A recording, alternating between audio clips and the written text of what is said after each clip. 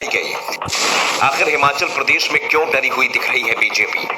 हिमाचल प्रदेश में बीजेपी संगठन से जुड़े लोगों के फोन सुबह से ही घनघना रहे थे। इमरजेंसी थी, फौरन पार्टी दफ्तर पहुंचे, मैसेज आ रहे थे, चुनाव प्रक्रिया शुरू हो चुकी थी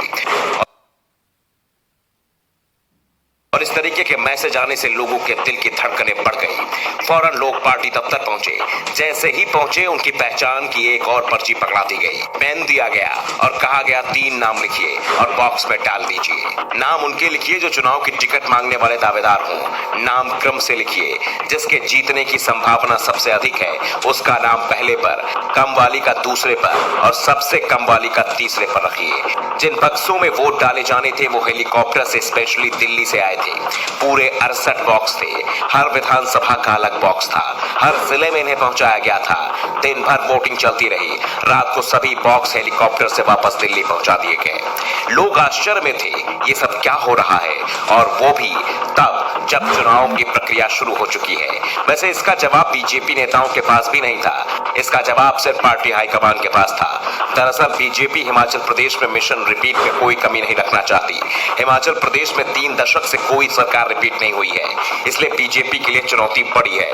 उम्मीदवारों के चयन के लिए पार्टी ने 3 अलग अलग सोर्स से सर्वे कराया। पहला प्राइवेट सर्वे एजेंसी से, दूसरा आरएसएस के कार्यकर्ताओं से और तीसरा पार्टी के पदाधिकारियों और कार्यकर्ताओं की निजी राय लेकर। लेकिन परेशानी तब सामने आई जब तीनों ही सर्वे की रिपोर्ट अलग अलग आ गई। एक के सर्वे में जो उम्मीदवार मजबूत था, दूसरे के में वो हारता दिख रहा था, और दूसरे के सर्वे में कमजोर उम्मीदवार तीसरे के विनिंग कैंडिडेट के तौर पर बताया जा रहा था।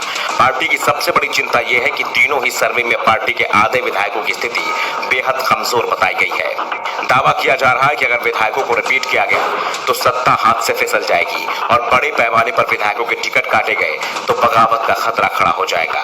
ऐसे में पार्टी अजीब पशुपेश में फंस गई है। चिंता इस बात की भी है कि 2017 के विधानसभा चुनाव में बीजेपी 20 सीटों पर बहुत ही कम अंतर से चुनाव जीती थी, और पार्टी ने जो सर्वे कराया है उसमें इनमें से अधिकांश उम्मीदवार इस बार पूरी तरीके से पिछड़ते दिख रहे हैं। पार्टी के लिए मुश्किल अपार दिख रही है। उम्मीद की किरण सिर्फ ये है कि पीएम मोदी के चेहरे पर चुनाव लड़ते हुए पार्टी का बेड़ा पार होता दिख रहा है। लेकिन पीएम का चेहरा तभी काम कर पाएगा जब उम्मीदवार का चयन भी सही होगा। एक चिंता प्रेम कुमार धूमल को लेकर भी हो रही है। 2017 में बीजेपी ने धूमल के नाम पर चुनाव लड़ा, लेकिन सरकार बनने पर सीएम जयराम ठाकुर को बना दिया गया। कहा गया कि धूमल खुद चुनाव हार गए हैं, इसलिए उन्हें सीएम नहीं बनाया जा सकता। जयराम ठाकुर ने 5 साल सरकार चलाई और 5 साल में उन्होंने धूमल को पूरी तरीके से किनारे लगा दिया। लेकिन अब चुनाव के समय जब पार्टी ने सर्वे कराया तो सर्वे में धूमल जयराम पर भारी पड़ते दिख रहे हैं। लोअर हिमाचल की अधिकांश सीटों पर धूमल का जबरदस्त प्रभाव सामने आया है।